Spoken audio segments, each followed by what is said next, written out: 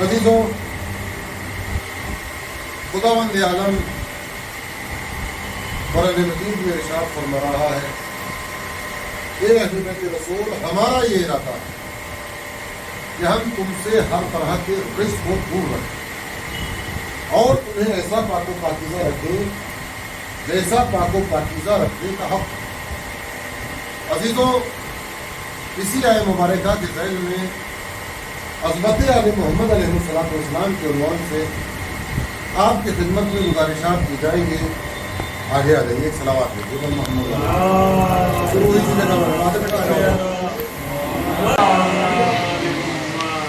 फिर परेशानी नहीं होगी। एक और सलावत भेजिए मोहम्मद। एक और सलावत भेजिए अज़मत आले मोहम्मद।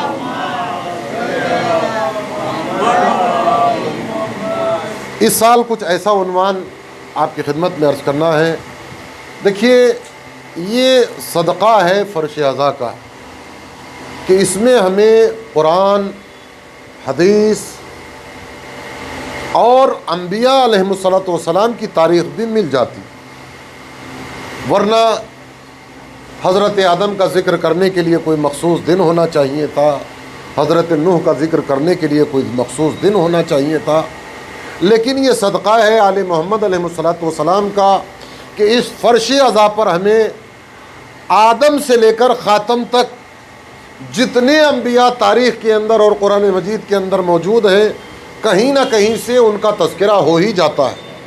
लिहाजा मैं कोशिश ये करूँगा कि अम्बिया अलैहिमुस्सलातु वस्सलाम की तारीख़ से किरदार आले मोहम्मद और फ़ज़ीलत आले मोहम्मद अलैहिमुस्सलातु वस्सलाम आपकी खिदमत में अर्ज़ कर सकूँ। यूँ तो अल्लाह ने 1,24,000 नबियों को भेजा, उन सब की तारीख़ न मेरे पास दस्तयाब है, और अगर और समेटा जाए तो 313 रसूल हैं, वो भी मुमकिन नहीं है। तो अब ज़रा सा अंदाज़ा लगाइएगा कि इन तमाम तर अम्बिया को जब समेटा गया तो उसमें हमें 5 उलुल अज़्म पैगम्बर नज़र आए। लिहाजा वो सारी बातें तो मैं नहीं कर सकता, लेकिन मैं उन 5 उलुल अज़्म के हवाले से थोड़ी थोड़ी गुफ्तगू जो है वो आपकी खिदमत में और आइम्मा अलैहिमुस्सलातु वस्सलाम का किरदार आपकी खिदमत में अर्ज़ करने की कोशिश करूँगा। तो इन 5 उलुल अज़्म अम्बिया के अंदर सबसे पहले जो है वो हज़रत नूह अलैहिस्सलाम।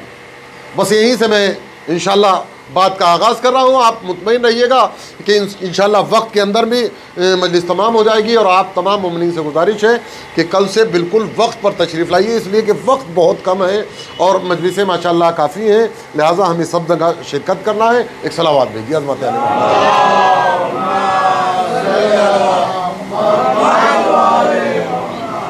बात शुरू करने से कबल ये बताना चाहता हूँ कि हमें सबसे पहले अपने आप को समझना है।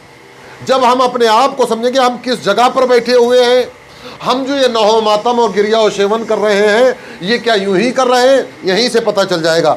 हज़रत नूह अलैहिस्सलाम की विलादत हुई तो बाप ने उनका नाम नूह रखा। एक दूसरी रिवायत में मिलता है कि असल में आपका नाम अब्दुल गफ़्फ़ार, अब्दुल शकूर, बहुत सारे नाम मिलते हैं, लेकिन मैं आपकी खिदमत में ये नूह कब से पढ़ा। तो अब हमें तारीख़ अंबिया अलैहिमुस्सलातु वस्सलाम में मिलता है हज़रत नूह अलैहिस्सलाम जब मबूस बरिसालत हुए और अल्लाह के दीन की तबलीग करते थे तो लोग आपको पत्थर मारा करते थे। वो उम्मत के जुल्म व जौर से चूर होकर हज़रत नूह अलैहिस्सलाम नौहा पढ़ते हुए गुजरते थे। जिस रास्ते से जा रहे हैं नौहा पढ़ रहे हैं। मैंने तो आपकी खिदमत में तारीख़ अंबिया की बेहतरीन एक बात पेश की, लेकिन आप खामोश बैठे रहे। हमें यहाँ आज पहले ही दिन 2 किरदार नज़र आए। एक वो है कि जो पत्थर मार रहे हैं, एक वो है जो पत्थर खाकर नौहा पढ़ रहा है। तो हमें पता चल गया कि पत्थर मारना कुफार का काम है, नौहा पढ़ना नूह की सुन्नत है। सलावत पर मोहम्मद वाले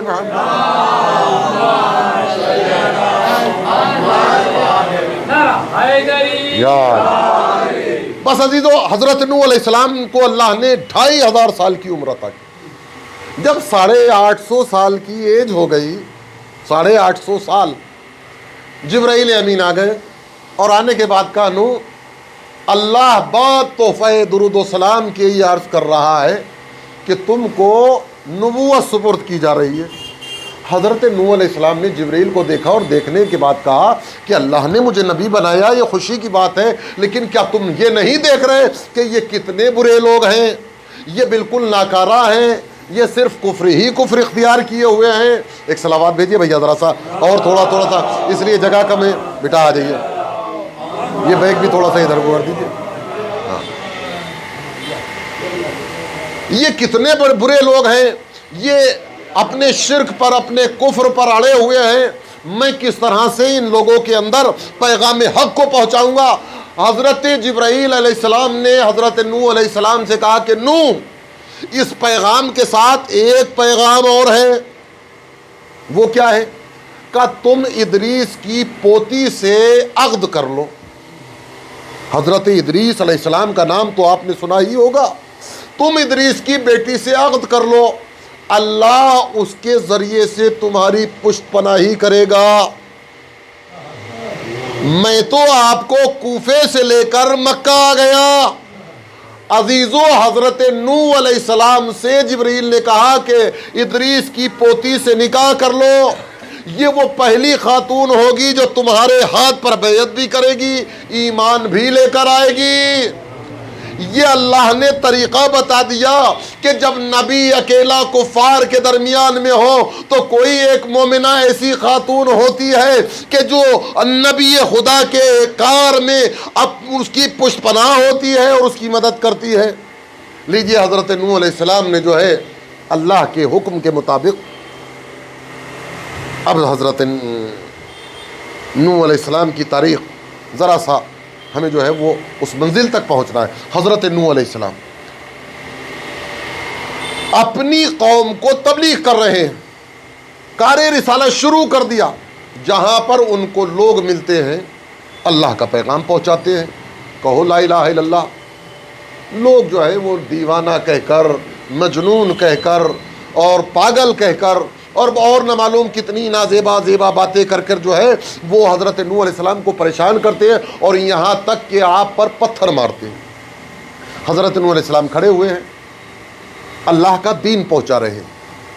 ایک باپ اپنے کاندھے پر اپنے بیٹے کو بٹھا کر جا رہا ہے، اس نے جو ہے حضرت نوح کو تبلیغ کرتے ہوئے دیکھا، اور دیکھنے کے بعد کہا بیٹا کیا تم اس آدمی کو پہچانتے ہو؟ کہ بابا میں نہیں پہچانتا۔ کہا پہچان لو، اور آج میں تم کو ایک وصیت کر رہا ہوں کہ دیکھو جب تم بڑے ہو جانا تو اس کو پتھر ضرور مارنا۔ بیٹا بھی اس کافر کا ہے، اپنے باپ سے کہتا ہے بابا نہ معلوم بڑا ہونے کے بعد تیری وصیت یاد رہے کہ نہ رہے، ایسا کر کہ تو مجھے ابھی اتار اور ایک پتھر دے اور میں تیری وصیت پر ابھی عمل کرتا ہوں۔ ہم نے یہ دیکھا کہ حضرت نوح علیہ السلام پر لوگ اتنے پتھر مارتے ہیں، اتنے پتھر مارتے ہیں کہ آپ پتھروں کے اندر چھپ جاتے ہیں، لیکن کار حق سے باز نہیں آتے، اللہ کا دین پہنچانے سے ذرا بھی پریشان نہیں ہوتے، اللہ کا دین پہنچاتے ہیں۔ لیکن ہاں، وہ تو اللہ کے محبوب بندے ہیں، اللہ کے شکر گزار بندے ہیں۔ اللہ شام کو جبرائیل کو بھیجتا ہے، جبرائیل آتے ہیں، نوح علیہ السلام کے پتھروں کو علیحدہ کرتے ہیں، اپنے پروں میں سمیٹ لیتے ہیں جبرائیل۔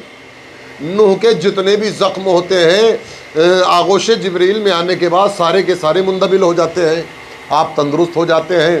میں نے تو بہت کچھ پڑھ دیا، لیکن آپ خاموش بیٹھے ہوئے ہیں۔ آپ یہ نہ سوچئے کہ ہم 10 بیٹھے ہوئے ہیں، یہ سوچئے گا کہ قرآن میں اللہ کہہ رہا ہے کہ اگر مومنین 10 ہو تو 200 کا مقابلہ کر سکتے ہیں۔ صلوات بر محمد وآل محمد۔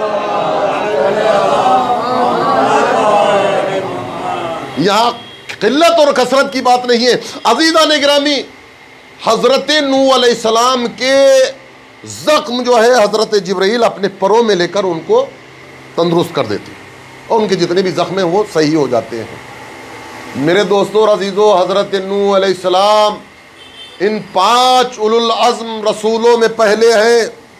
ہم نے یہ دیکھا کہ اگر نبی، لوگ کہتے ہیں کہ آل محمد اور انبیاء، دیکھیے گا کہ اگر نبی خدا زخمی ہوتا ہے تو ہم نے دیکھا کہ جبرائیل چلا اور چلنے کے بعد اپنے پروں میں لیا، زخم ختم ہو گئے، تندرستی مل گئی۔ لیکن ہم نے دیکھا کہ اگر کوئی فرشتہ زخمی ہو جاتا ہے وہ وہاں سے چلتا ہے کسی دروازے پر آتا ہے وہ نبیوں میں سب سے پہلے ہیں، اولو العزم رسولوں میں حضرت نوح علیہ السلام سب سے پہلے ہیں، اور حسین پنجتن میں سب سے چھوٹے ہیں۔ جبریل چلے، 7 فٹ رزبی آیا، دیکھا یہ زخمی ہے، پریشان حال ہے، رسول نے کہا کہ گہوارے حسین سے مس کر دو۔ ادھر گہوارے حسین سے مس کرنا تھا، فطر اس کو والے پر مل گئے۔ واقعہ پھر کبھی پڑھوں گا، ابھی جو ہے مجھے ایک دلیل دینا ہے میرے دوستوں اور عزیزوں۔ یہ جو گہوارہ امام حسین علیہ السلام تھا یہ کس چیز کا بنا ہوا تھا؟ کوئی بھی آرام سے کہہ دے گا لکڑی کا بنا ہوا تھا۔ میرے دوستوں اور عزیزوں، جب گہوارہ حسین کی لکڑی کے جیسا کوئی ملک نہیں ہو سکتا تو کوئی بد شکل انسان رسول کے جیسا کیسے ہو سکتا ہے؟ صلوات بر محمد وآل محمد۔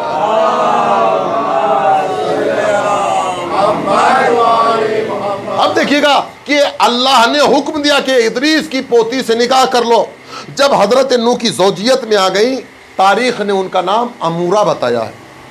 یہ وہ حضرت نوح علیہ السلام کی مومنہ بیوی ہے کہ جن کے بیٹے کا نام سام، حام اور یافس، 3 بیٹے ہیں۔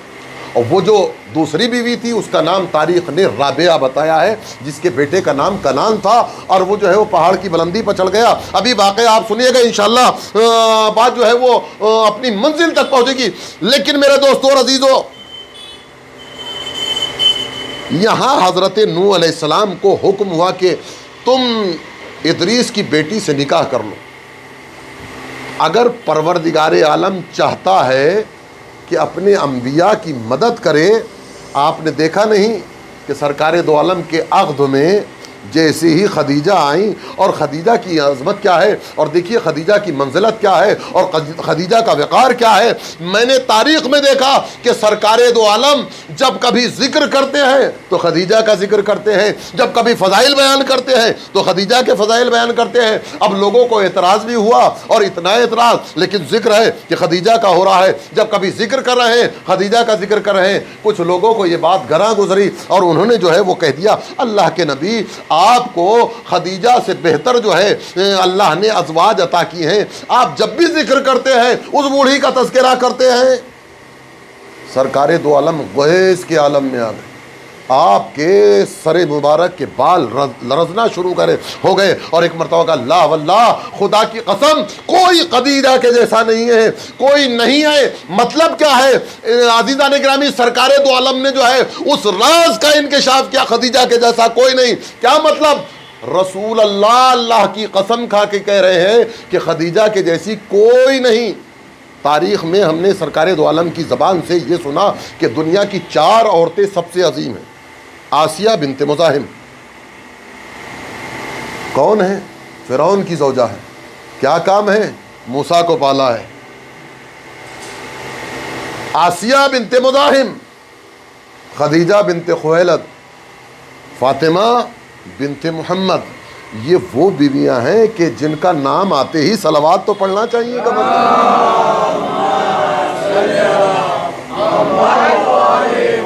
اندازہ لگایا میرے دوستو عزیزو۔ لیکن ان سب میں اگر عظمت کسی کی ہے تو یا فاطمہ کی ہے، یا یوں دیکھا جائے تو فاطمہ کی ماں کی ہے۔ لا واللہ، خدا کی قسم، خدیجہ سے بڑھ کر۔ کیوں؟ اس لیے کہ جب ساری دنیا کفر کے عالم میں پھیلی ہوئی تھی، خدیجہ وہ ہے جس نے سب سے پہلے ایمان کو قبول کیا۔ ایک بات نہیں ہے، جب ساری دنیا، سارا مکہ میری تکذیب کر رہا تھا، اس وقت خدیجہ نے میری تصدیق کی۔ تیسرا جملہ سنیے گا کہ جب سب لوگ اپنا مال مجھ سے بچا رہے تھے، خدیجہ میرے اوپر اپنا مال نثار کر رہی تھی۔ اور آخری جملہ سنیے گا کہ جب سارا مکہ مجھے ابتر کا تانا دے رہا تھا، خدیجہ نے مجھے نسل کثیر عطا کی۔ صلوات بر محمد وآل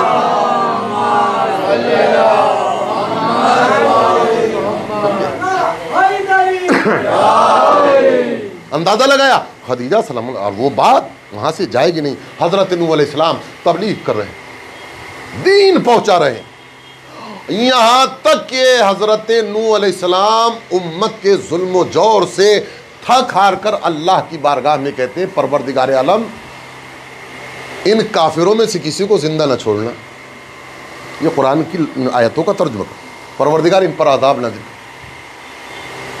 اس لیے کہ اگر ان میں سے ایک بھی کافر بچ گیا، ایک بھی اگر بچ گیا تو وہ جو ہے وہ کبھی بھی مسلمان نہیں ہو سکتا، کبھی بھی تیرے حق کو قبول نہیں کر سکتا. یہ کافر کافر ہی رہیں گے. میرے دوستوں اور عزیزوں، قرآن کہہ رہا ہے کہ ہم نے نوح کو ان کی قوم پر نبی بنا کر ارسال کیا، بھیجا. میرے دوستوں اور عزیزوں، اگر نوح جیسا نبی اپنی قوم پر رسول بنا کر بھیجا جائے تو اللہ اس کو کم از کم اتنا علم دیتا ہے کہ قیامت تک کی باتوں کا علم ہو. تو وہ کہ جو ساری کائنات کا امام ہو، اس کے علم کا معیار کیا ہوگا اور اس کی فکر کہاں تک ہوگی؟ میرے دوستوں اور عزیزوں، اس کی فکر یہ نہیں ہوگی کہ قیامت تک کے کافروں کو دیکھ لے. یہ تو اس کی تلوار کا اعجاز ہوگا کہ اس پر چلے گی ہی نہیں جس کی 7 نسلوں میں کیا قیامت تک کوئی مسلمان پیدا ہونے والا ہو. صلوات بھیجیے نا بر محمد وآل محمد. اندازہ لگا ہے حضرت نوح علیہ السلام تبلیغ کر رہے ہیں، جب ہار گئے پروردگار ان پر عذاب نازل کر، عذاب نازل کر دے. اللہ نے جو ہے وہ کہا ٹھیک ہے، جنت سے جبرائیل امین کچھ قرموں کے درخت لے کر آئے، ان کو لگا دیا جائے. قرموں کے درخت لگا دیے گئے، سال لگ گئے ان کو پروان چڑھنے میں. جبرائیل امین آئے، آنے کے بعد جو ہے وہ پیغام پہنچا دیا، اب ان کی جو ہے تختے بناؤ. حضرت جبرائیل علیہ السلام تختے ناپ کر دے رہے ہیں. یہ وہ کشتی ہے کہ جس میں 1,24,000 تختوں کی ضرورت پڑی. اچھا، اللہ نے میخیلیں بھی وہیں سے بھیجی. جبریل نبی خدا کی مدد کر رہے ہیں اور حضرت نوح علیہ السلام کشتی کو بنا رہے ہیں.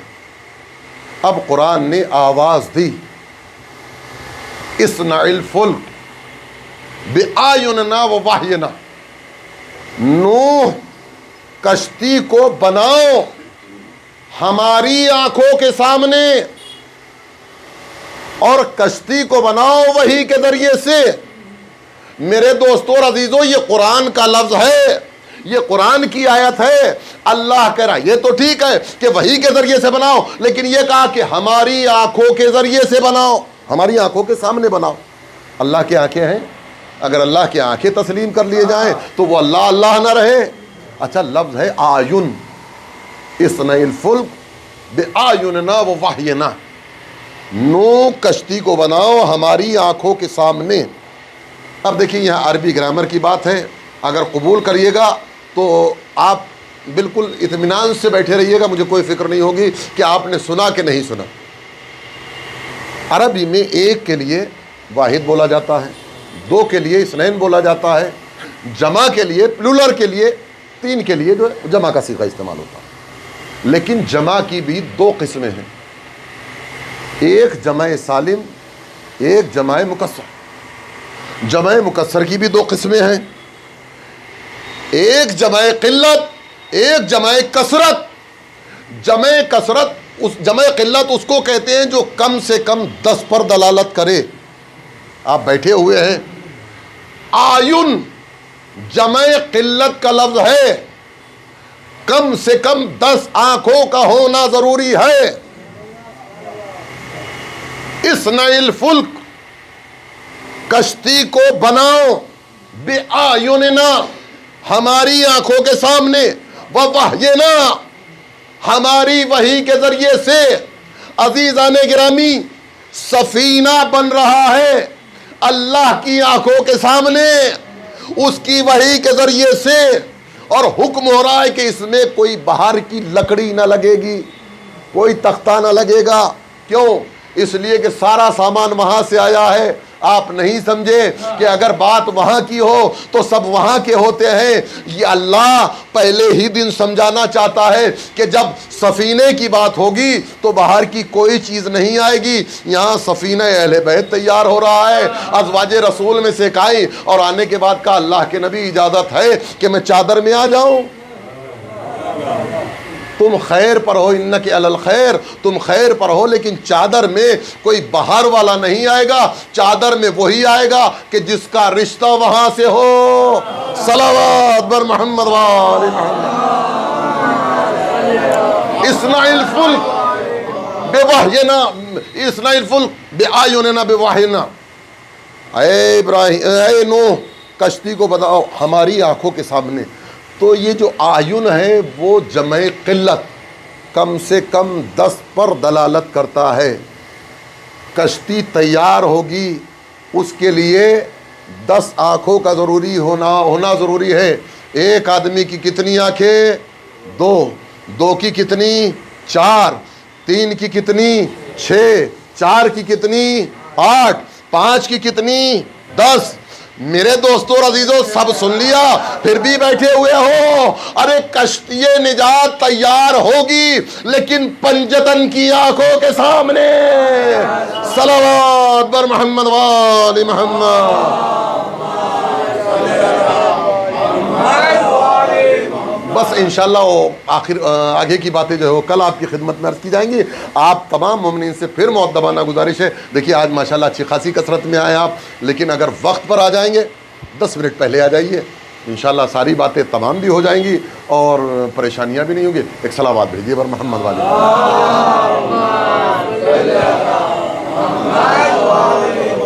میرے عزیزوں اور میرے مولا کے عزاداروں، فضائل تو محرم میں نام کے لیے پڑھے جاتے ہیں، اصل مقصد تو گریاب حسین۔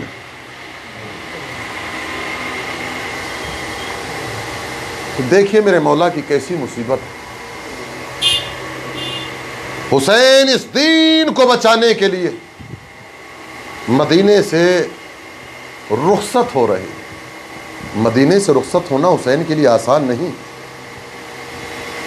کون سی بات کا تذکرہ کروں؟ ولید نے حسین کو دربار میں طلب کیا، امام حسین علیہ السلام جا اور کہہ دینا میں آتا ہوں۔ بعد مغربین حسین نماز سے فارغ ہونے کے بعد جب بیت الشرف میں واپس آئے ہیں تو دروازہ کچھ بھاری محسوس ہوا۔ کون کا؟ میں تیری بہن زینب ہوں۔ حسین، نہ معلوم یہ تجھ پر کیسا زمانہ گزر رہا ہے کہ تو راتوں کو اٹھ کر روتا ہے، راتوں کو اٹھ کر گریا کرتا ہے، تیری بہن سے پوشیدہ نہیں ہے۔ میرے ماجائے بتا کہ آخر ماجرا کیا ہے؟ ہاں عزاداران مظلوم نے کہا، حسین بتا۔ بہن، ولید نے دربار میں طلب کیا، اب مدینہ رہنے کے قابل نہیں ہے۔ جیسی دربار کا نام سنا، زینب تڑپ کر کہتی ہے میرے ماجائے حسین، میں دربار میں تمہیں تنہا نہ جانے دوں گی۔ حسین سمجھا رہے، زینب یہ مدینہ ہے، ولید میرا قاتل نہیں، مدینہ میرا مقتل نہیں، کچھ ہو حسین میں جانے نہ دوں۔ بہن بھائیوں میں گفتگو ہو رہی ہے، اللہ جانے حضرت عباس علیہ السلام کی زوجہ جناب لبابہ کا گزر ہوا۔ بہن بھائیوں میں ذرا سی گفتگو کو دیکھا، ایک مرتبہ تیز رفتار میں دوڑتی ہوئی اپنے حجرے میں پہنچی، زمین پر بیٹھ گئی، زمین پر ہاتھ سے لکیریں کھینچنا شروع کی۔